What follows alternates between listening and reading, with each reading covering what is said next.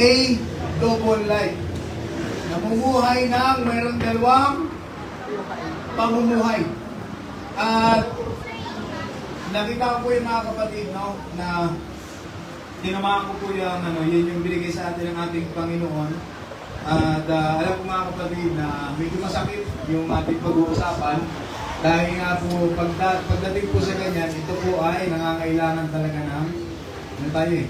Alam niyo mga kapatid na ang salita ng ating Panginoon para po yung salamin. Amen? Makikita po natin yung sarili natin. Kapag tayo ay nagbabasa ng Biblia, makikita po natin yung ating sarili. Kung tayo ba ay tama yung ating ginagawa, o ito na po ay malayo na sa ating Panginoon. So ito po yung ating mga verses. Pahayag chapter 3. Verse 15-16, nagagamit po natin yan. Sabi ko dito, alam ko, ang mga gawa mo, hindi ka malamig, ni mainit. Nais ko sanang ikaw ay malamig o kaya'y mainit. Kasunod, kaya dahil ikaw ay maligamgam, hindi malamig, ni mainit. Hindi mainit man, iluluwa kita. Alam niyo mga kapatid, no? Alam po natin kung ano yung ibig sabihin po ng binabanggit niya ng ating Panginoon sa libro ng pahayag, na sinasabi po niya, ang ibig sabihin ng ating Panginoon, yung mainit sa pananampalataya at malamig sa pananampalataya. Alam niyo yung tawag sa pagitan?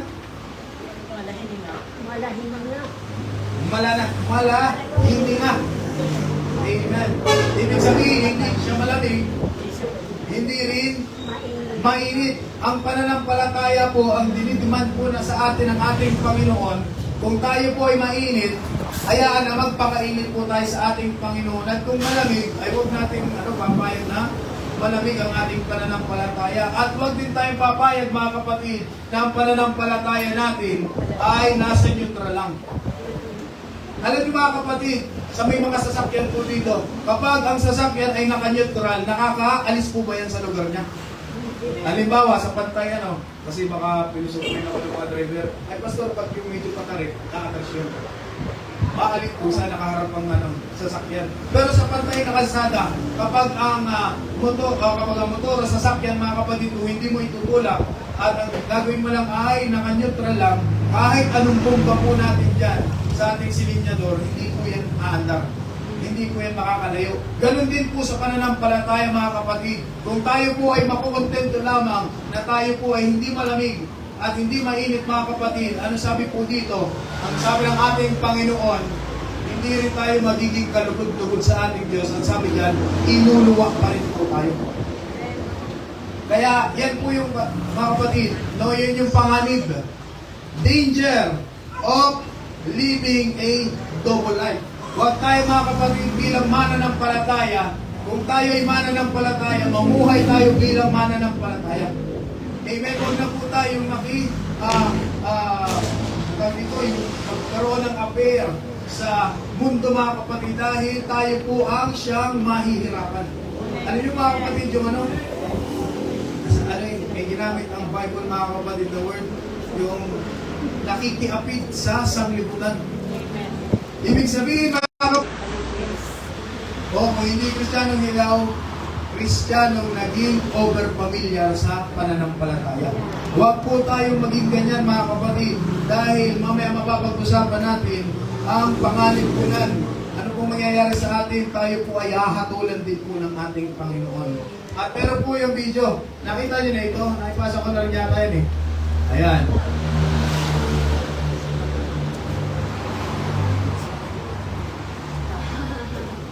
Yan. Kapag Saturday o sa Lunes hanggang Saturday mga kapatid, ang ginagawa ay makamundo. Pero pag Linggo, ano pang ginagawa? Bilang ka na, sabay biglang Bible na. Nagsusugal, sabay, mag-open din naman. Ano ginagawa?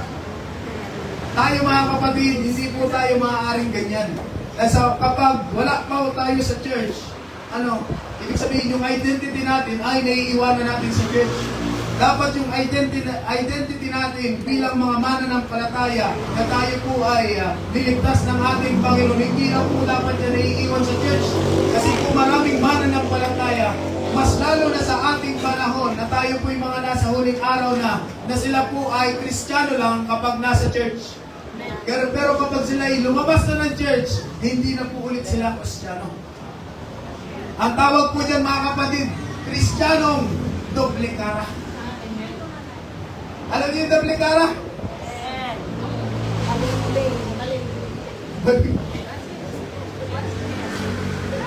Nakapanood tayo, kailan na yung sir yung singer na nagdodoble cara? Si Ray?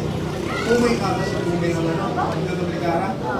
Nanalo sa PG3, kaya niyang magboses babae, kaya niyang magboses lalaki. Sa mga mananampalataya, meron din po palang mga mananampalatayang doble cara. Amen? Kapag nasa church, merong anyong kabanalan. Kapag wala sa church, may anyong makasanlibutan. Kaya mag-ingat po tayo yan mga kapatid, dahil hindi po yan magiging kalugod-lugod sa ating Panginoong Hesus. Ang sabi po dyan sa Mateo, sa mga verses po natin, ang paggalang sa akin ng bayan ito ay pakunwari lamang. Yan pala ang tawag ng ating Panginoon sa mga Kristiyanong doble cara, mga pakunwari. Sapagkat sa bibig at hindi sa puso ito bumubukal. Sabi ng 9, walang kabuluhan ang kanilang pagsamba sapagkat itinuturo nilang galing sa Diyos ang kanilang mga utos. So sa atin mga kapatid, magiging babalak po ito sa atin na bilang mga mananampalataya, kung mamuhay tayo kay Kristo, mamuhay tayo buong araw ng buhay po natin. At kasunod, sasabihin naman ng Panginoon, sa salita lamang malapit sa akin ng mga tao ito, at sa bibig lamang nila ako ginagalang. Maraming taong ganyan ngayon. Hindi lahat, lahat na nag-claim na sila ay Kristiyano, maraming porsyento mga kapatid ay ganito, na sila po ay sumasampalang, pinaparamalan lang ang ating Panginoon sa kanilang mga bibig, pero hindi po sa kanilang buhay. Kaya sabi po ng Timoteo, sila ay may anyo ng pagiging makadiyos, ngunit hindi naman nakikita ang kapangyarihan nito sa kanila. Kaya sabi sa kanilang pamumuhay, iwasan mo ang ganyang uri ng tao. So sabi po ni Pablo kay Timoteo mga kapatid, na meron po mga ganitong mananampalataya. Ito po si Timoteo, ito po ay tinitrain po ito ni Pablo bilang maging pastor, mamumuna sa isang kongregasyon mga kapatid. At pinayuhan po mga kapatid ni Pablo si Timoteo na maging maingat dahil meron pong mga tao mga kapatid, ibig sabihin nasa loob ng church. Ang warning na ito mga kapatid ay hindi sa mga hindi mananampalataya, kundi ang warning na ito ay nasa loob ng church at sa mga nagsasabing sila'y Kristiyano. Kaya alam niyo mga kapatid, kung wala po tayong tamang relasyon sa ating Panginoon, hindi ka po kayang isave ng church. Hindi ka po kayang iligtas ng church. Dahil ang makakapagligtas lang po sa atin ay ang ating relasyon sa ating Panginoon. Walang relihiyon na kayang magligtas. Ang kaya lang magligtas sa atin ay ang relasyon natin sa ating Panginoon. Kahit gaano pa katama ng doktrina ng church na yan, pero kung wala tayong personal na komunikasyon sa ating Panginoon, hindi ka kayang iligtas ng pananampalatayang yan. Maging matigas po tayo sa ganitong katuruan mga kapatid. Hallelujah, na hindi tayo matagpuan ng ating Panginoon, ng ating pagiging Kristiyano ay panglabas lang. Ang gusto ng ating Panginoon mga kapatid, ng ating panglabas, kung anong nakikita sa panlabas, kung ikaw ay banal sa labas, kung ikaw ay may holiness sa labas, ay ganun din sa loob. Dahil kung ano ang nasa loob natin, yan yung lumalabas. Kaya, ang sabi ng mundo, ang Diyos lang ang pwedeng humusga sa akin. Tama mo ba? Ang Diyos lang ang pwedeng humusga. Oo, tama naman yun. Pero may makikita Maganda rin tayo sa Biblia, mga kapatid, na kaya nating kilatasin mga kapatid ng mga tao. Kaya natin, mga kapatid, na makita sila kung sila ba'y namumuhay ng ayon sa salita po ng ating Panginoon. Dahil ang Biblia, mga kapatid, ay nagsasaad ng maraming mga pangungusap patungkol kung paano natin makilala ang isang tao. Hindi maaari, mga kapatid, na ang Diyos lang ang hahabol. Sa huling araw, nasa ating Panginoon, pero sa panahon natin ngayon, mga kapatid, kahit sarili mo, ay pwede mong hatulan, mali na itong ginagawa ko.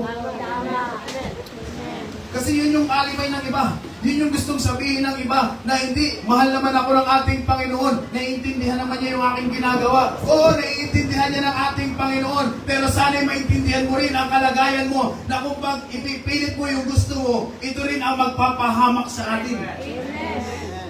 Maging matigas tayo, mga kapatid, sa katuroang ito. Maging matigas tayo, mga kapatid, sa salita ng ating Panginoon, dahil hindi na po biro ang mga huling araw. Tayo po, mga kapatid, tayo po ay namumuhay na sa mga huling araw, at hindi na po biro, mga kapatid, ang pananampalataya dito. Ano yung mga kapatid, mapapansin nyo? No? Makakapagpatunay na yung mga unang mananampalataya. Noon, grabe po ang persecution. Pag nalaman kanilang mananampalataya ka, it's either na pagtawanan ka o sasaktan ka talaga nila. Pero ngayon, pag tinawag kang mananampalataya, nandun na po yung pagrespeto po nila. Maging hindi lang sa atin, maging pumapasok na po yan sa kahit sa mga sikat na tao. Nasa showbiz, nasa politika, nasa matataas na templado, mga kapatid, makikita po natin yan. Di ba? Kilala si Manny Pacquiao. Pinapahayag niya sarili niya siya ay Kristiyano.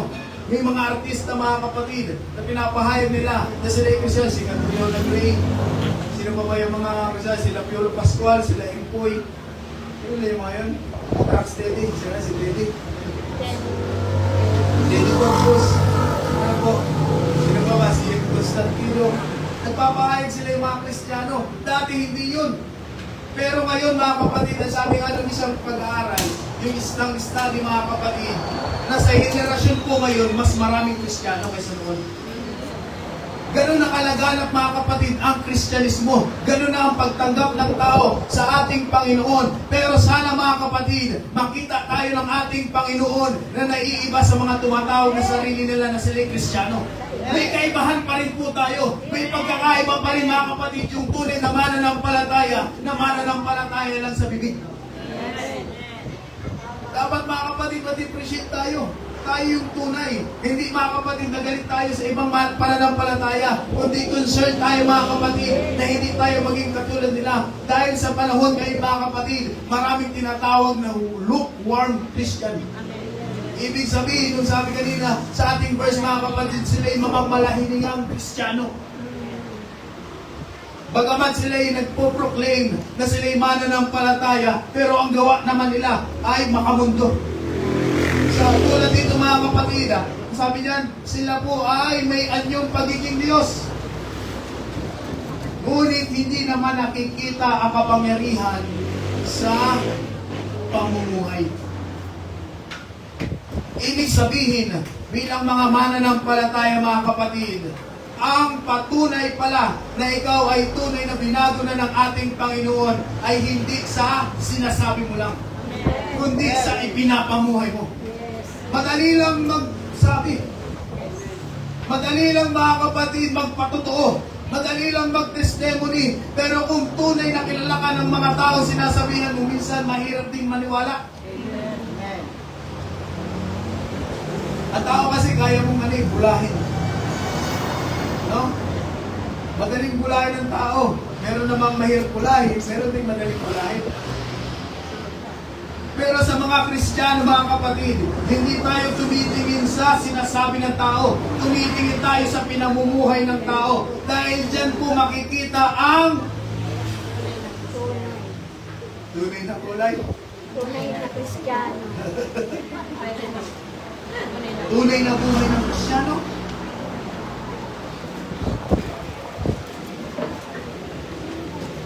Sabi ng kanta, ang buhay ng Kristiyano ay masayang tunay. Masaya ka dito sa church, pagdating mo mga kapatid sa bahay, puro ka reklamo. Nasaan ang kapangyarihan ng Diyos? Nasaan ang kapangyarihan ng salita ng ating Panginoon? Pagdating may mga ganyan, wala naman dito yun. Wala dito. Sa ibang lugar mga kapatid, no? Meron ako doon meron ako maalam, meron ako mga kilala mga kapatid na grabe grabe mangaral, grabe mag-exhort, grabe mag-testimony mga kapatid, talagang mamamangha ka. Pero paglabas mga kapatid, pag alis na likod ng pulpito, pagdating sa kanilang tahanan, hindi mo makikita ang ilaw ng ating Panginoon. Mahirap yan kapatid. Dinadaya lang natin ang ating sarili. At hindi lang yan hindi ang ating Panginoon ang dadayain mo eh. Hindi sa ating Panginoon ang kawalan, kundi sa atin ang kawalan kung ganyan ang gagawin po natin. Kaya alam niyo mga kapatid, yung paglagana po ng Kristyanismo, ito naman yung pagdoble ng paggawa ng kaaway. Kung ang kaaway noon mga kapatid, sabihin lang natin, sa buhay natin, no? Kung hindi pa tayo mananampalataya, araw ka lang binabantayan ng kaaway, ngayon pati gabi. 24/7, nakatingin sa iyo ang kaaway at gumagawa po yan, naghahanap po yan ng pagkakataon na tayo po ay dayain. Dahil mga kapatid, sa pagdami ng mga Kristiyano, sa pagkunti ng mga alagad ng tanim. Tama mo ba? Kasi marami nang bumabalik sa ating Panginoon. Ibig sabihin, yung mga nadaya dati ni tanim, sila po ay nauubos na. Kaya sa ating mga kapatid, no, kung ang kaaway ay 24/7, kailangan masigit pa tayo sa 24/7 sa pagbabantay sa ating pananampalataya. Ako, kaya ko lang sabihin ito, pero kayo po ang gagawa po nan. Ginamit lang ako ng ating Panginoon para iparating sa inyong mensahe ito, pero kayo pa rin ang makikipagtuos sa inyong sarili na maging tapat po sa ating Panginoon. Kaya sabi po dito sa Jude, mga minamahal, nais ko sanang isulat sa inyo ang tungkol sa iisang kaligtasang tinanggap nating lahat. Ngunit, natagpuan ko kinakailangan isulat sa inyo ang panawagan na ipaglaban ang pananampalatayang minsanan at magpakailanman na ipinagkatiwala sa mga banal. Sabi po dito ni Jude, ni Judas, ibang Judas to ha, hindi po ito yung nagbigti. Sabi ng aklat ni Judas mga kapatid, no, na meron po siyang panawagan sa mga mananampalataya na ipaglaban po natin ang ating pananampalataya. Sabi dito, minsanan at magpakailanman na ipinagkatiwala sa mga banal. Ipinagkatiwala sa atin, ibig sabihin, yung tiwala ng ating Panginoon na yung pananampalataya ibinigay sa atin, huwag nating sisirain. Alay mo mga kapatid, pagkatiwalaan ka ng Panginoon, dati kang adik. Sa bisyo, wala mga adik dito siguro. Dati kang adik sa sugal. Dati kang adik sa alak. Dati kang adik mga kapatid sa sigarilyo. Dati kang adik kung saan-saan mga kapatid. Pero pinagkatiwalaan ka pa rin ng ating Panginoon. Ano yung biyaya yan mga kapatid? Na ipinakita sa atin ang ating Panginoon na hindi siya tumingin sa ating nakaraan, kundi tumingin siya kung paano tayo babaguhin ang ating Panginoon. Kaya yung pinagkatiwala sa atin ng ating Panginoon, wag na wag natin sisirain. Hallelujah. Kaya sabi ni Jude mga kapatid, no? Ito yung panawagan niya na ipaglaban ang pananampalataya. Ay, paglaban na po ba natin ang ating pananampalataya? Praise the Lord. Bakit kung umulan, wala ka dito? Hallelujah.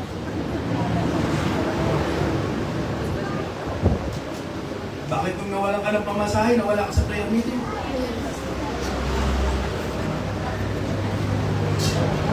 Bakit nung nagkaroon kayo ng problema sa bahay, hindi ka na makapunta sa church? Yan ba yung pakikipaglaban sa pananampalataya? Maging totoo lang po tayo dito. Ay ako gumamit mga kapatid ng comforting words na kayo ay pagsisinungalingan ko. Kailangan po natin tumanggap mga kapatid ng saway galing sa ating Panginoon dahil dyan po tayo tutuwid din ng ating Panginoon. Minsan mas pinapriority pa natin mga kapatid ang ating kabuhayan. Mas pinapriority pa natin ang ating studies. Wala namang masama sa mga bagay na yan. Pero ipakita mo mga kapatid na kahit sa gitna mga kapatid ng iyong mga katrabahuan, ng trabaho, ng iyong study mga kapatid, ay ipinaglalaban mo pa rin ang pananampalataya. Amen. Praise God.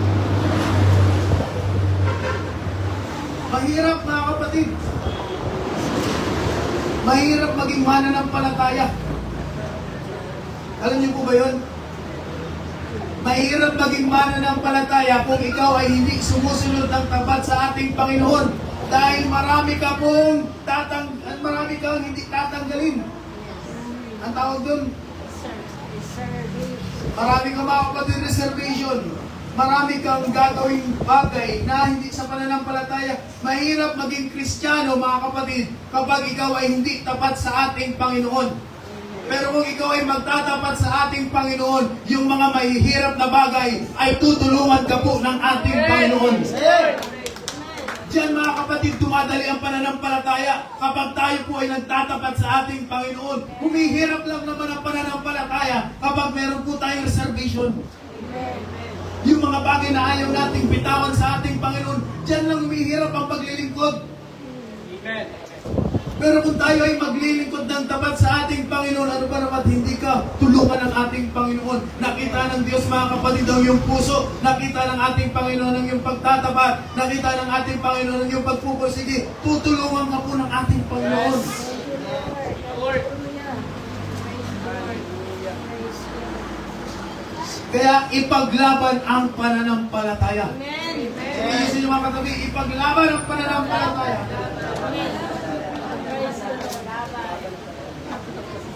Kasi kahit sabihin mo Kristiyano mga kapatid, may battles pa rin yan. Amen. Kahit sabihin mo mga kapatid na matagal na mananampalataya, maging mga pastor, maging mga sino pa mga kapatid na nag-o-oversee po sa atin, meron niyang personal na makikipagbaka. Amen. Hanggat nandito pa tayo sa lupa mga kapatid, meron tayong mga pakikipagbaka. Dito natin ipakita yung ating pananampalataya. Dito natin ipakita, hallelujah, na kaya nating ipaglaban ang pananampalatayang minsan lang na ibinigay sa atin, na ipinagkatiwala sa atin. Hallelujah. Kasi hindi safe. Amen. Maging sa loob ng church, hindi po safe ang pananampalataya natin. Bagamat mas less yung danger, pero hindi pa rin tayo nakakasigurado. Tama. Amen. Nakakatulong ang church. Malaking tulong ang church. Pero ang sabi ko nga po sa inyo, yung personal na relasyon mo sa ating Panginoon ang siyang masigit na kailangan mong ayusin. Amen. Amen. Sa loob ng church, mayroon nakakatulog eh. Hindi pa rin safe. Kahit sumigaw-sigaw ako dito, meron pa rin nahilig. Kahit manalsik ako ng laway dito, mayroon pa rin nakikipagkwentuhan sa katabi. Come on. Kaya hindi safe. Amen. Kailangan talaga meron kang personal, mga kapatid na makikipagtipan sa ating Panginoon para maging safe na tayo. Kasi sabi po dito ng 4, sapagkat lihim na nakapasok sa inyong samahan ang ilang taong ayaw kumilala sa Diyos. Binabaluktot nila ang aral ukol sa kagandahang loob ng Diyos at inakasangkapang ito upang pagbigyan ang kanilang kahalayan, ibig sabihin laman, karnal, kagustuhan, sariling kagustuhan. Ayaw rin nilang kilalanin si Jesucristo, ang ating kaisa-isang pinuno at Panginoon. Noon pa mang unang nakasulat na ang parusa sa nakasulat na ang parusang sa kanila. Ibig sabihin mga kapatid, sabi po din ni June, na kahit sa church, mga kapatid, meron pa rin nakakapasok. Ilang taon na po tayo dito sa Riyaya? Tayo po ay nasa, ilang taon na po tayo? Anniversary yun. 6 years na, mga kapatid. Kapag dumating po dito ang ating Panginoon sa oras na ito, hindi ko masasabing 100% aangat tayo lahat. May maiiwan at may maiiwan sa atin. Kasi hindi church ang magliligtas. Relasyon natin ang magliligtas sa ating Panginoon, magliligtas sa atin sa pamamagitan ng ating Panginoon. Yung pananampalatayang meron tayo, yan po yung magliligtas sa atin. Pero yung church, mga kapatid, hindi po ito 100% na magliligtas sa inyo. Tulong, pero magligtas hindi. Pag dumating ngayon si Lord, ligtas ka kaya? Huwag niyo sagutin, baka magkasala kayo. I-reflect niyo yung sarili niyo, no?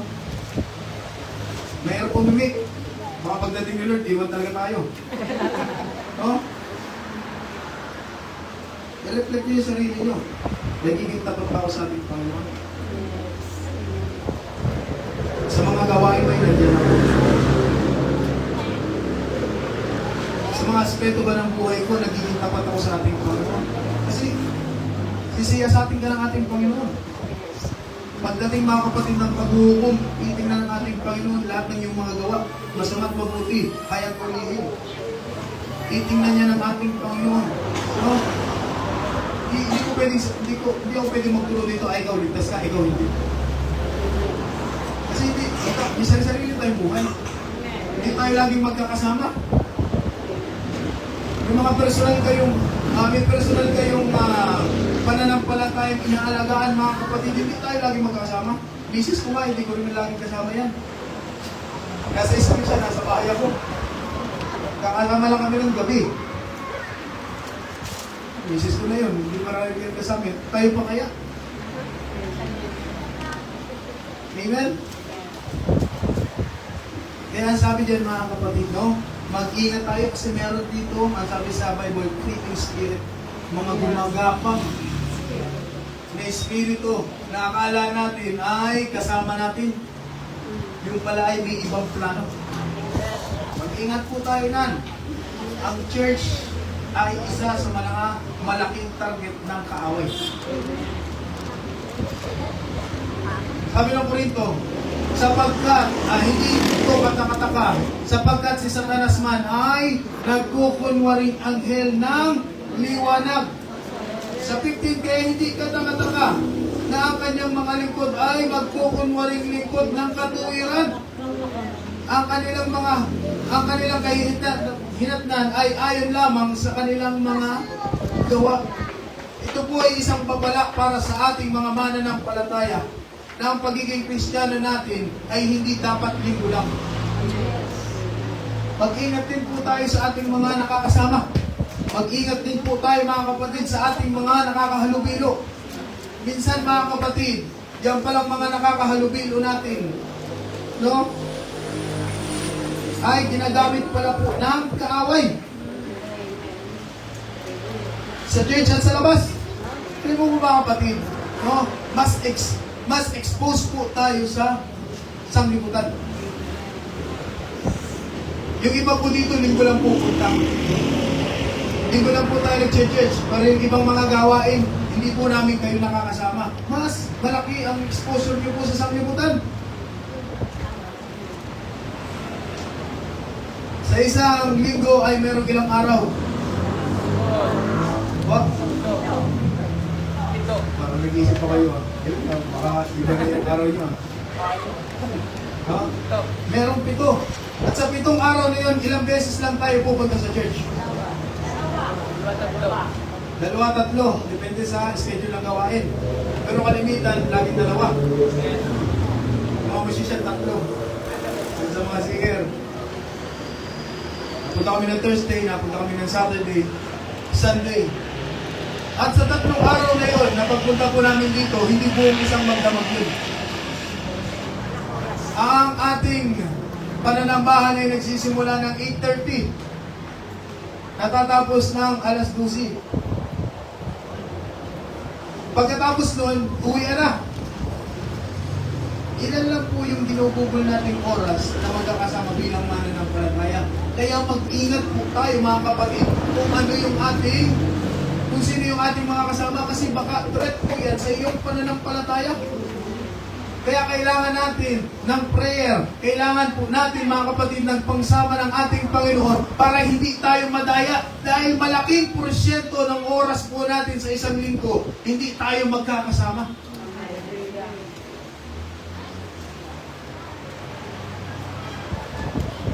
Kaya sa atin mga kapatid, no, kung hindi man namin kayo nakakasama sa ibang gawain, ang pagiging Kristiyano ay huwag lang panlinggo.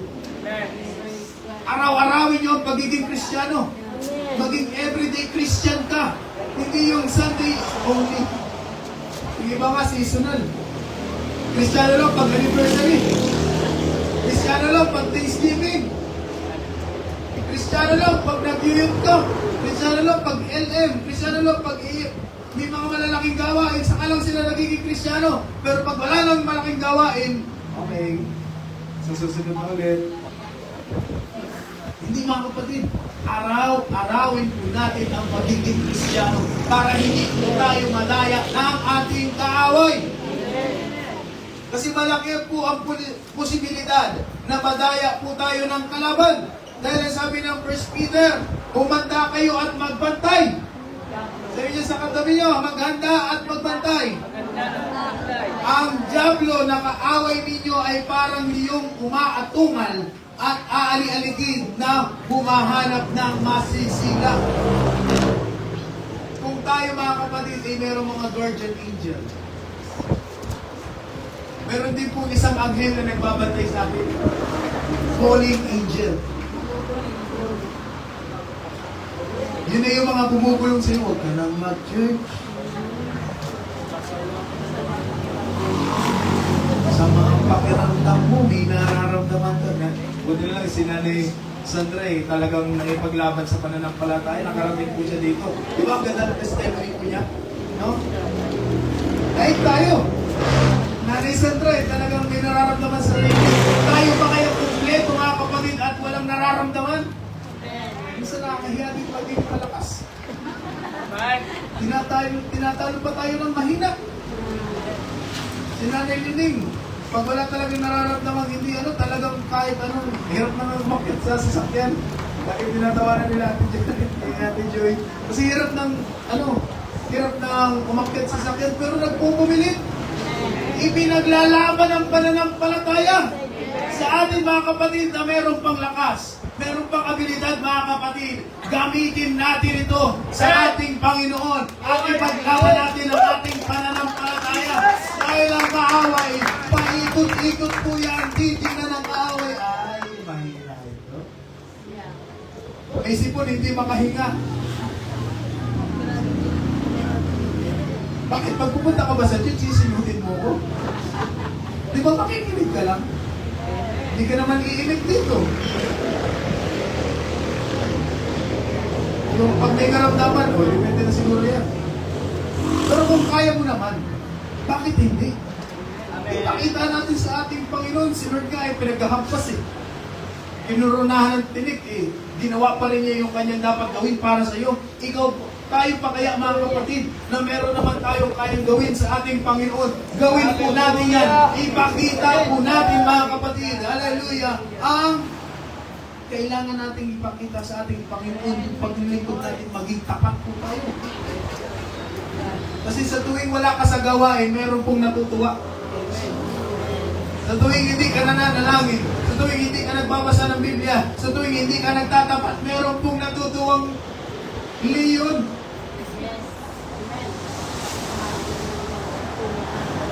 Kapag ang mananampalataya mga kapatid ay tapat, umaatungan lang yan. Ano yung, paano, what is the sound of lion? Okay, kids? Ano po ang, what is the sound of lion? Roar. Grabe naman yun. Parang walang kalat yung natoy. Ito pa. Sabi ng mga kapatid ng Leon, king of jungle. Kahit may mga malalaking ano sa kanya, mas malalaki sa kanyang mga ayop sa kanyang kaharian, siya pa rin ang tinanghal na king of the jungle. Bakit mga kapatid? Dahil sa kanyang authority and sa tapang. Ano yung isang ano pa lang nan? Yung isang roar. Ano sa Tagalog roar? Uwan. Uwan. Sa pag-atupan. Sabi niyan, milya-milya ang mga kapatid. Ang kaaway, lagi tayong lagi-lagi na ganyan. Lagi tayong pinaparinggan ng ganyan. At alam niyo mga kapatid, yung liyong yan, kapag umatungan, tayo ay tapat. Hindi tayo matatakot dito. Pero once na makuha niya tayo mga kapatid, masindak tayo ng kaaway, hindi na yung liyong yan, hindi yan umatungal. Umahagalpak na yan mga kapatid. Ayan. Success. Patawa-tawa na yan, success. Hindi nakapag-church. Success. Hindi nakapagtapat. Success. Hindi nakapunta ng prayer meeting. Kahit kaya naman. Masakit ba? Tama lang yan. Amen. Masaktan po kayo mga kapatid. Ibig sabihin, buhay pa tayo. Meron pa tayong nararamdaman. At meron pa tayong kayang gawin sa ating Panginoon. Lord. Sino yung pinapasaya mo? Ang ating Panginoon o yung liyong ito? Amen. Nakikita po yan sa pamumuhay. Hindi sa anyo, hindi sa sinasabi, kundi sa pamumuhay. Ipakita natin, huwag na tayo kumimik. Yes, thank you, Lord. Action, speak louder than voice daw. Lord. Iba pa rin yung ipinapakita sa sinasabi lang. Amen. Kaya, mag-ingat din po tayo. Kasi ang kaaway, gagawa at gagawa po yan ng pamamaraan para sirain ang ating pananampalataya. Kaya mag-ingat po tayo sa ating mga naririnig. Mag-ingat po tayo sa ating mga nakikita at mag-ingat tayo sa ating mga binabasa. Maging ano tayo, maging bayan tayo, maging maayos po tayo, maging tapat tayo, maging panuri po tayo mga kapatid. Dahil hindi lahat ng ating naririnig, napapanood at nababasa ay kapaki-pakinabang. Amen. Praise God. Hallelujah. Meron sinasabi si Pastor Don. Kailan si Pastor Don Galinato? Amen. Meron siyang kapatiran mga kapatid. No? Matagal naman nananampalataya. Nakikinig pa rin sa ibang mga ngaral. Hindi natin kasamahan. Kaya ang nangyayari, nagkakaroon ng katanungan. Wala nang problema sa katanungan, pero yung taong yun, dahil nga magaling umimik, depende kasi yan eh. Pag magaling umimik, kahit mali, mukhang tama. Amen. Kaya sabi ni Pastor Don, sinabihan niya yung kapatiran niya, ikaw, tagal-tagal mo ng mananampalataya, ito pa rin yung pinapanood mo. Nasa bagong daan na tayo, iba pa rin yung iyong. Nasa dati pa rin nasa loob. Ano nangyayari? Nalalaso. Kaya sinabi ng Biblia, hindi talaga makakalagpas ang tao eh. Ang sabi niya, may mga tao, mga kapatid na nakaranas na, nakatikip na ng blessing, ng kapangyarihan ng ating Panginoon, tumatalibod pa rin. Kaya mag-ingat po tayo sa ating mga naririnig, sa mga napapanood natin, sa nababasa natin mga kapatid. Dahil ang kaaway mga kapatid, puso po yan. Gagawa po yan at gagawa ng bagay para sirain yung ating pananampalataya. Yan naman po talaga yung ginawa ng kaaway noon pa man eh. Hindi na po ito lihim sa atin. Yan po talaga ang ginagawa ng kaaway. Sabi ng 2 Corinthians mga kapatid, nasabi po dito, ngunit nag-aalala akong baka malason. Sabihin sa inyo katabi, malason. Ngunit nag-aalala akong baka malason ang inyong isipan at mailayo kayo sa tapat at dalisay na pananampalataya, pananalig kay Kristo tulad ni Eva na nalinlang ng ahas. So dito lang ayaw ng scam. Ayaw ng scam. Amen. Para gusto niyo kaya itong makakry, pakiramdam ng na-scam. Smash it.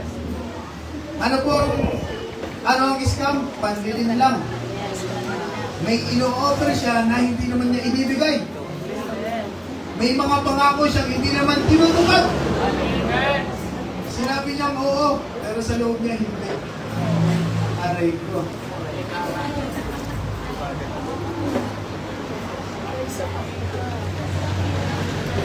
Ang kaaway, scammer po yan. Yes. Yan po yung ginawa niya kay Eva. In-scam niya si Eva. Pinangakuha niya na, hindi, magiging katulad ka ng Diyos. Kasi minsan, kaya alam niyo mga kapatid kung bakit marami na-scam? Kasi maganda yung presentation. Ibig sabihin ng presentation, maganda yung pag-aalok po sa inyo. Hindi naman ano eh. Kaya ang kaaway mga kapatid, no? Ang pinipresent po sa atin ng kaaway, laging maganda. Sino dito mga kapatid yung ma-attract sa pangit? Hindi mukha ha. Baka pag bakit mukha agad. Meron ako napanood mga kapatid. Kanina yata paggabi. Sabi doon, sa marketplace, nagbenta siya ng truck. Ang ganda, yung truck. Tapos may pick up din na binenta mga kapatid. Nakipag-usap sila sa ano, nag-usap lang sila sa online. Kaya mahirap din yung online eh. Kailangan may mga review. Tinignan niya mga kapatid, maganda naman, makinis yung sasakyan. Pagdating dun sa tunay na buhay, pagdating dun mga kapatid dun, nag-meet up na, ang daming kalawang. Sira-sira. Yung sasakyan. Kaya sabi nung buyer, ay sir, ba't ang kinis nito? Sa picture ang kinis, pero pagdating dito, puro kalawang. Sabi nung seller, ay huwag mo nang gawa ng issue. Nagkausap na tayo dapat ganyan na yan. Bilhin mo na. Ganyan ang kaaway mga kapatid. Hahainan ka ng maganda, tapos ang pag tinanggap mo, yung pala ay sa ikasisira. Iba yan ang gusto ng kaaway sa Janten na tayo ay sirain, patayin, masakin mga kapatid. Wala naman magandang ino-offer ang kaaway kasi wala naman siyang pagmamayari. Ang pagmamayari lang ng kaaway ay kasiraan. Kaya, ang sabi mo dito mga kapatid, huwag po tayong padadaya. Baka malason yung ating isipan. Kaya kung ang Panginoon at ang mga anghel ay nakaalalay sa atin, ang kaaway ay meron ding kampo na nakaalalay sa atin. Eh? Alam niyo po ba yung mga kapatid? Di ba may good angel and bad angel? Ang sabi mga kapatid, no? Bata pa tayo, nasa kanan. Sino nasa kanan? Sino yung nasa kaliwa? Pwede pa rin mga kaliwet eh.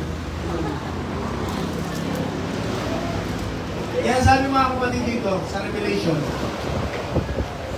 at itinapon ang malaking dragon, ang matandang ahas, na tinatawag na Diablo at Satanas, ang mandarayan sa buong sanlibutan. Siyang itinapon sa lupa at sa kanyang mga anghel ay itinapon kasama niya. Sabi ng Revelation mga kapatid, no? Ito po ay pagdating sa Revelation, dapat alam po natin ang interpretasyon po nito. Dapat alam po natin mga kapatid ang pagbabasa ng Revelation. Pag nagbasa tayo ng Revelation, meron niyang past at meron niyang future.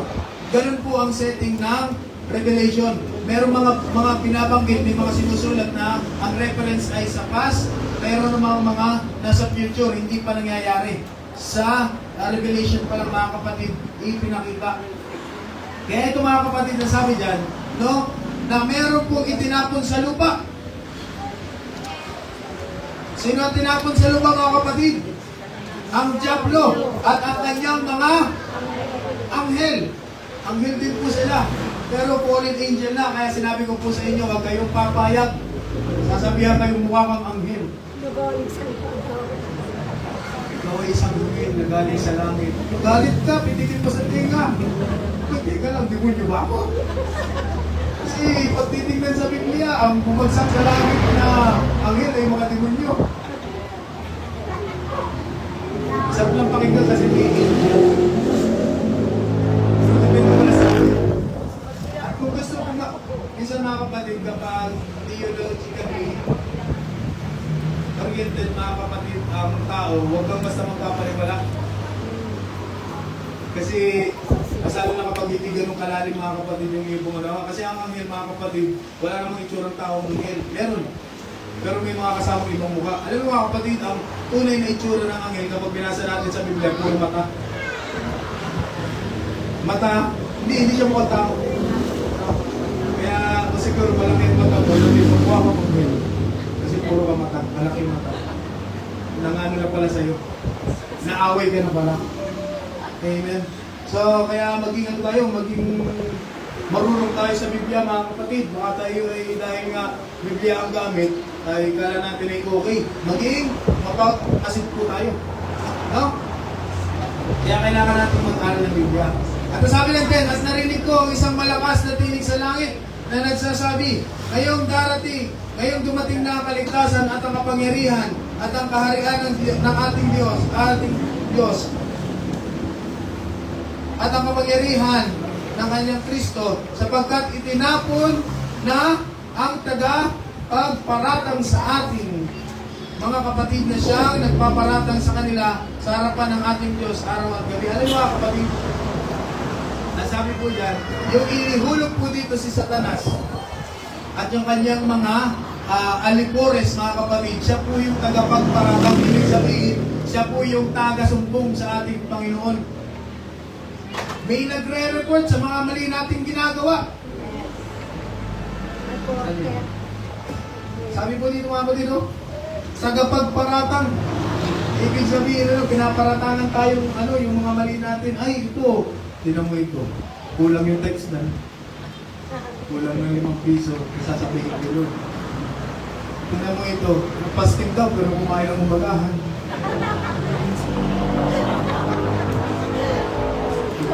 Sasabihin ng kaaway, Lord, ganyan ang trabaho ng kaaway. Sabihin yung ating mga mali. Kaya hindi ibig sabihin mag-isa ka lang, walang nakakakita sa iyo. Meron po. Amen. Hindi lang ang ating Panginoon, pati yung iyong kaaway. Kasi mga spiritual beings sila. No? Mga spiritual beings sila. Hindi po sila nakikita, pero tayo nakikita nila. Sa atin, nararamdaman natin, pero sila mga kapatid, kitang-kita yung mga ginagawa natin. Ay, tinan mo ito. Kristiyano mo. Halimbawa lang ano. Diba? Panginoon, kilala mo si Joshua? Sumakay po yan ng jeep, hindi nagbayad. 1, 2, 3. Nagsusumpong ang kaaway. Kasi ang ginagawa ng kaaway, gusto tayong ipahamak. Kaya yung mga ginagawa natin, sinusumpong sa ating Panginoon para makasama tayo sa kahatulan. Kaya kung wala ang ating Panginoon, ang dami na po natin kasalanan sa ating Panginoon. Di ba alam natin, pagdating mga kapatid, pagdating natin sa langit, nasabi dyan mga kapatid, merong bubuksang aklat. Aklat ng buhay at aklat ng mga gawa. Yung aklat ng buhay, kung makita ka, hindi good. Yung aklat ng mga gawa, doon ka naman titingnan sa oras na ito, sa araw na ito, sa day na ito. O re-reviewin ka ng ating Panginoon doon. Sabi mo, magigising ka ng alas 3, mag-pray ka. Bakit? Nakaisang taon na, wala pa rin yung practice.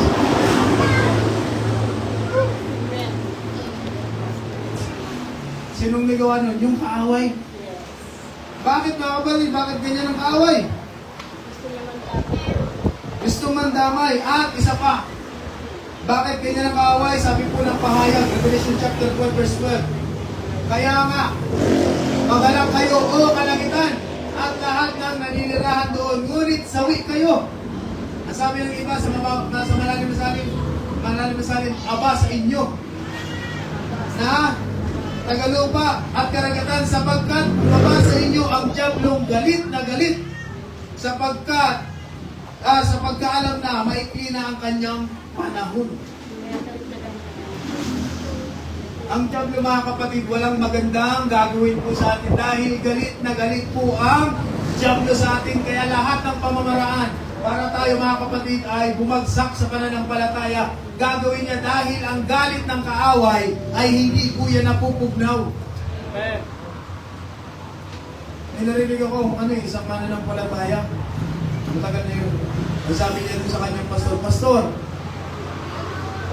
katatapos ko lang pong mag-pray. Talagang confidential. Katatapos ko lang pong mag-pray. Huwag po kayong mag-alala. Malapit na ma-convert si Satanas. Ay, matibig. Baka grabe. Grabe naman prayer yun. Napaka-powerful. Pati si Satanas ay ma-convert. Wala yung pinagagawin niya si Satanas. Okay din naman mga kapatid. Meron siya may prayer pa rin naman siya. Pero wala nang kaligtasan yun. Kaya nga galit na galit yun si Satanas mga kapatid kasi tayo nakikita ni Satanas na nagkakamali. Pinapatawad ni Lord. Pero siya, isang beses siya nagkamali, hindi na siya pinatawad. Kaya galit na galit sa atin mga kapatid. Si Satanas. Kaya ang magagawa lang mga kapatid ni Satanas ay idamay po tayo. Gusto nyo madamay? Yaw. Ang target po ng kaaway ay ang simbahan at ang mga mananampalataya. Yan po yung subject ng kanyang galit. Yan po tayo, kaya huwag kayong magtaka mga kapatid. Nung kayo naging mananampalataya, meron kayong mga grabing pagsubok. Grabe na yung temptation sa inyo. Dati nung hindi pa kayo mananampalataya, kayo lagi ang taya sa inuman. Ngayon, nung naging mananampalataya kayo, ngayon ay kayo gusto ka na lagi kayo. Brad, ako na. Kasi nga, tinitim. Gusto tayong pabagsakin sa pananampalataya. Huwag tayong magtaka dahil ang kaaway mga kapatid, nag-aalala siya sa atin na hindi tayo maisama sa impyerno. Alam niyo mga kapatid, ang impyerno, hindi naman nakadesign para sa atin yan.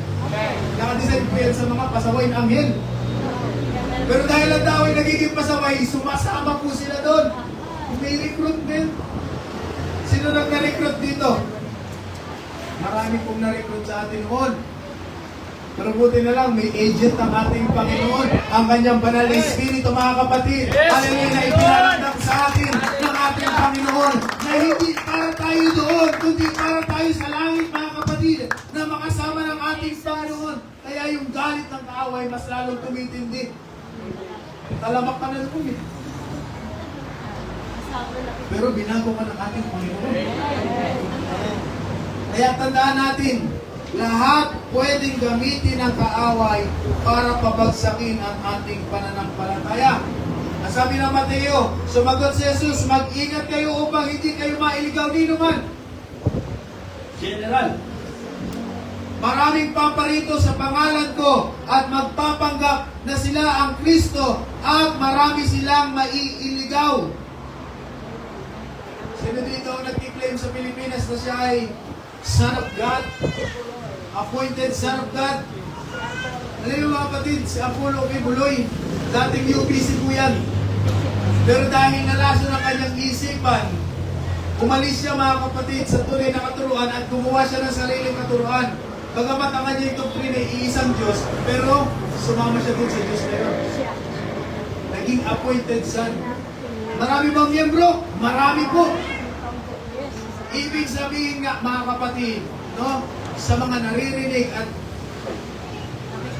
nakikita po natin, kapag wala tayong lalim sa pananampalataya, pwede tayo malaya. Si Apollo Kibuloy, sa iyong kauna-unahan nating National Youth President, may posisyon. Buong Pilipinas hawak niya. Youth, pero bakit ganun mga kapatid? Si Kibuloy, sabi mga kapatid ng mga naunang pastor, napakagaling na mga ngaral. Na, grabe yung anointing mga kapatid. Pero hindi pa rin pala yun. Hindi pa rin pala yun mga kapatid. Hindi pa rin pala yun yung security. Kahit may anointing ka, kahit marunong ka sa Bible, kahit may 100 verses ka, kapag wala ka sa ayos, wala ka talaga sa ayos. Kaya ayusin natin yung ating pananampalataya. Amen. Kuhitin mo yung katabi, ayusin mo ha.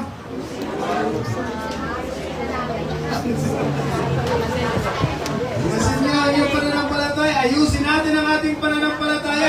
Hindi ibig sabihin mga kapatid na ginagamit tayo ng ating Panginoon Panginoon ay secure na tayo. Meron pa rin pong battle mga kapatid. Meron pa rin tayo kailangan pag-ingatan. Yung pananampalatayang ipinagkatiwala sa atin, huwag tayong malason. Amen. Praise God. Lord. Dahil kung ganyan mga kapatid, kung hindi tayo maging maingat, ang sabi ng chapter 10, sa verse 10, at dahil dito, maraming tatalikod sa kanilang pananampalataya, mapuput sila at magtataksil sa isa't isa. Marami ang magpapanggap na propeta at ililigaw ang mga tao. Lalaganap ang kasamaan, kaya't manlalamig ang pag-ibig ng marami.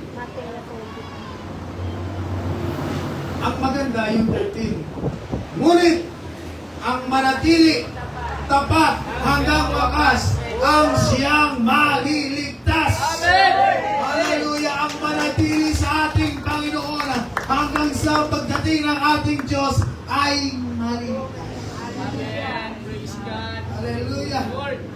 Kahit napakagulo, kahit maraming pandaraya, kahit maraming panlalason mga kapatid, sa pananampalataya, manatili tayo sa ating Yes. Panginoon. Dahil ang salita lang ng ating Panginoon ang hindi pwedeng baguhin ng tao at ng spiritual mga kapatid.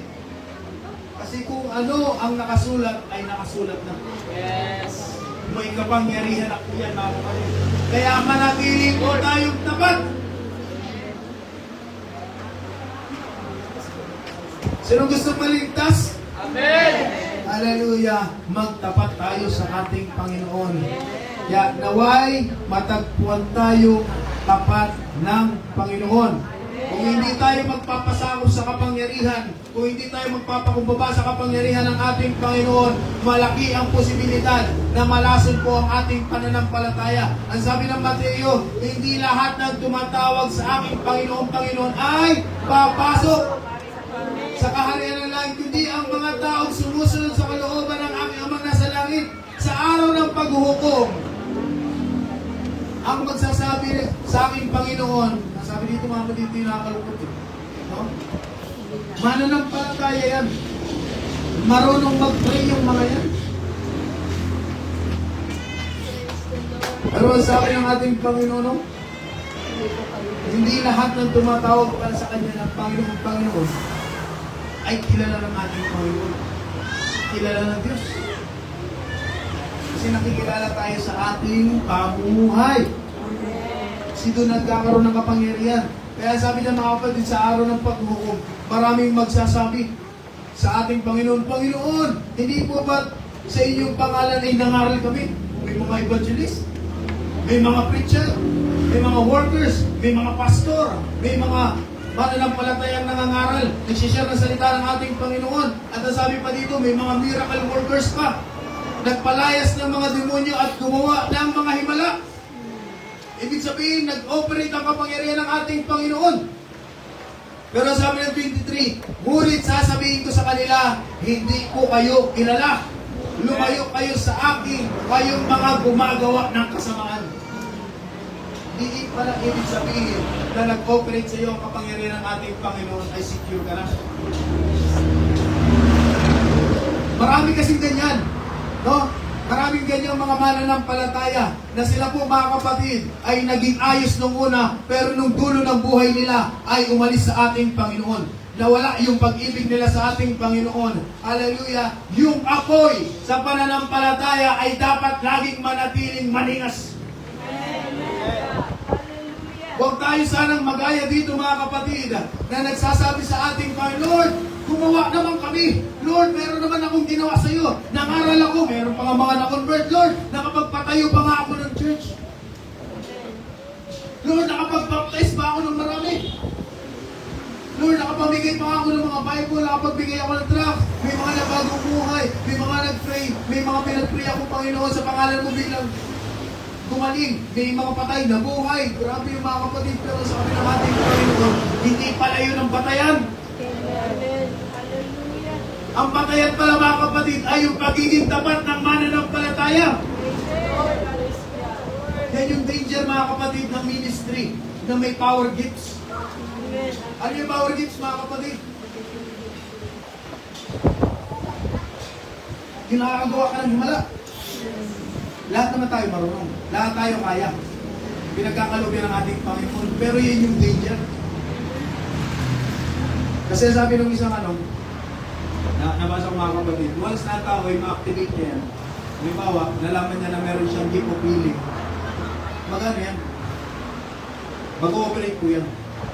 Kapag nasimulan niya, mag-ooperate po yan. Pero yung relasyon pa rin, yung pagtapat mo pa rin sa ating Panginoon, ang siyang magliligtas mo.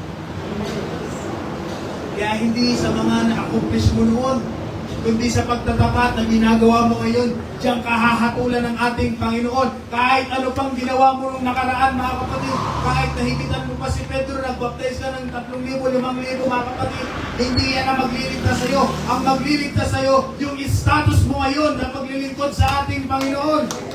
Yes! Hindi mo kayang ibida yan dahil yung nag-operate doon ay kapangyarihan ng ating Panginoon. Sakit nito. Lumayo kayo sa akin, kayong mga gumagawa ng kasamaan. Despite ng mga nagawa natin noon, hindi pa rin pala tayo kilala ni Lord. Kasi hindi tayo maayos ang relasyon.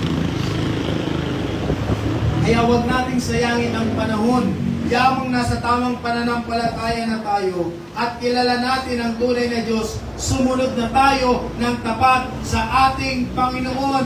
Don't live a double life. Huwag tayong mabuhay, mga kapatid, na may dalawang pamumuhay. Pamumuhay na makasaglibutan at pamumuhay, mga kapatid, ng isang mananampalataya. Ayaw yan ng ating Panginoon. Those who serve Jesus must serve Him faithfully. Lahat, mga kapatid, na naglilingkod sa ating Panginoon, maglingkod tayong tapat sa ating Diyos. Hallelujah! Sabi ng Revelation, mga kapatid, alam ko ang mga gawa mo, hindi ka malamig, hindi mainit, na ito sanang ikaw ay malamig o kaya't mainit. Sino dito, mga kapatid? Hallelujah! Painitin natin ang ating pananampalataya. Ipakita natin sa ating Panginoon, Lord, nandito po ako, Panginoong Isus. Hallelujah. Meron minsan may mga pagkakataon man tayo na nag-aandap-andap yung apoy natin. Paapuyin pa natin lalo, mga kapatid. Katulad ng sinasabi sa Proverbs, last na po ito. Sabi ng Proverbs, but the path of the just, ang landas ng mga matutuwid, is like a light of dawn. Liwanag sa buong liwayway that shines brighter and brighter until it reaches its full strength and glory in the perfect day. Ang mga mananampalataya, mga kapatid, meron pala tayong apoy. Na habang tumatagal tayo ng tumatagal sa pananampalataya, ito pala ay lumiliwanag ng lumiliwanag. Hanggang sa perfect day. Perfect day, ibig sabihin katanghalian, sobrang liwanag. Pero kung ang pananampalataya natin, nagsimula tayo ng maliwanag, papuntang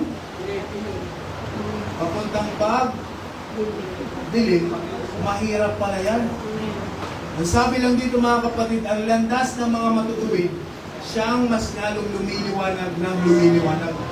Tayo, mga kapatid, habang tayo ay naglilingkod sa ating Panginoon, paliwanagin at paliwanagin natin ang liwanag ng kalwalhatian ng ating Panginoon sa ating buhay. At huwag makita ng kaaway, mga kapatid, na ang pananampalataya natin ay umaandap-andap. Kung nagsimula tayo, mga kapatid, hallelujah, anumang sinimula ng ating Panginoon, tatapusin po yan ng ating Diyos. Kung nagsimula tayo, kasama natin ang ating Panginoon, magtapos tayo, kasama natin ang ating Panginoon. Huwag tayo magsimula sa spiritual at babagsak sa laman, mga kapatid. Kung ano, mga kapatid, ang ginagawa mo noon, hallelujah, panatilihin mo yan. Hallelujah, let's keep the fire burning. Hallelujah, pag-apuyin natin ang ating pananampalataya sa ating Panginoon. Hallelujah, huwag maging malahininga para hindi tayo isuka ng ating Panginoon. Huwag maging malamig para iwan tayo ng ating Panginoon. Pag-initin natin, pagliyapin natin, palakihin natin ang apoy, mga kapatid. Hallelujah, ito yung pananampalataya. Dito natatakot ang kaaway. spiritual realm, nag-aapoy po ang mga mananampalataya. Mas lalo na sa mga taong may banal na espiritu ng ating Panginoon. Nag-aapoy po tayo mga kapatid. Kaya ang mga kaaway hindi makalapit sa atin. Bakit? Dahil grabe yung apoy ng ating pananampalataya. Pwede kang kapitanan kapag kuntido ng apoy mo. Kaya huwag tayong mahina-hina. Huwag tayong magpalamig-lamig sa pananampalataya. Hallelujah! Kung may problema, magpuri sa ating Panginoon. Kung may panghihina, sumamba sa ating Panginoon. Paapuyin natin ang pananampalataya at huwag itong papatayin para sa pagdating ng ating Panginoon. Isa tayo sa sasalubong sa ating Diyos. Papahiran niya ang ating mga luha at i-welcome tayo ng ating Panginoon. Thou good and faithful servant na natili kang tapat. Sumama ka sa aking kapahinaan. Purihin natin ang ating Panginoon. Panginoon Jesus, nagpapasalamat kami God, hallelujah, sa iyong maputihan, Panginoon Jesus. Narinig namin God, hallelujah, ang iyong mensahe. Kaya tulungan mo kami, Panginoong Jesus, na manatiling tapat sa iyong presensya, Panginoong Jesus. Tulungan mo kami, Panginoong Jesus, na iyong apoy sa aming pananampalataya ay mas lalo pang lumiyap, Panginoong Jesus. Kung meron mang mga problema, turuan mo kami maging malakas. Kung meron mang kaming panghihina, turuan mo kami, Panginoong Jesus, na maging tapat. Lord, lahat ng ginagawa namin ay para po sa inyo at sa inyo lamang. Kaya tulungan mo po kami sa aming kahinaan. Tulungan mo kami sa aming kahirapan, Panginoong Jesus. Tulungan mo kami sa aming kakulangan sapagkat ikaw lang po ang aming inaasahan, Panginoong Jesus. At kung ano man klase ang apoy na nasa sa amin ngayon, Panginoong Jesus, kung ito man ay nag-aandap-andap na, Lord, tulungan mo kami na paapuyin muli ito. Tulad ng sinabi mo, Panginoong Jesus, sa Biblia, ibalik, Panginoon, ibalik mo ang aming unang pag-ibig sa inyo. Kung paano ka namin minahal, kung paano kami naging love sa inyo, Panginoong Jesus. Lord, ibalik mo ang aming pag-ibig, ang aming unang pag-ibig na nag-aapoy ang aming pananampalataya. Lord, dalangin ito sa bawat isa sa amin. Lord, ibalik mo ang aming pag-ibig. Salamat po, Panginoong Jesus, sinasambalat ka namin sa iyong kabutihan at sa iyong kadakilaan. Sa iyong makapangyarihang pangalan. In Jesus' name. Amen. Dahil pwede tayo mga kapatid.